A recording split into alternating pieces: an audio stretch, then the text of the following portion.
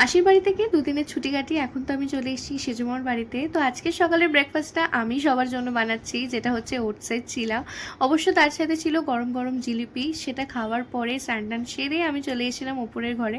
আসলে ওপরের ঘরে আসতে আমার ভীষণ ভালো লাগে, এতটাই শান্ত থাকে ওপরের ঘরটা। তবে কিছুক্ষণের মধ্যে আমি দারুণ সুন্দর একটা গন্ধ পেয়ে চলে এসেছিলাম নিচে। এসে দেখি মা আজকে বানাচ্ছে মুড়ি ঘন্ট, আর যেটা দারুণ করে মা। তাই আজকে দুপুরে লাঞ্চে ছিল হচ্ছে মুড়িঘণ্ট, তার সাথে মাছের ঝাল। তবে আমি অন্য কিচ্ছু আর খাইনি, শুধু এটাই খেয়েছিলাম। খাওয়া দাওয়ার পরে ভীষণ মিষ্টি খাবার ক্রেভিংস হচ্ছিল। আমি একদম মিষ্টি খেতে ভালোবাসি না অতটা, তবে গোলাপজাম খেতে আমার ভীষণ ভালো লাগে। বিকালবেলা ভীষণ বোর হচ্ছিলাম, তাই বেরিয়ে পড়েছিলাম মা বাবাকে নিয়ে। আসলে অনেক দিন ধরে আমার ভীষণ মোমো খেতে ইচ্ছা করছে, তাই ভাবলাম একটু মোমো খেয়ে আসা যাক। আর এখানের এই দোকানটায় ভীষণ ভালো মোমো বানায়, আর মোমোটা সত্যি দারুণ ছিল।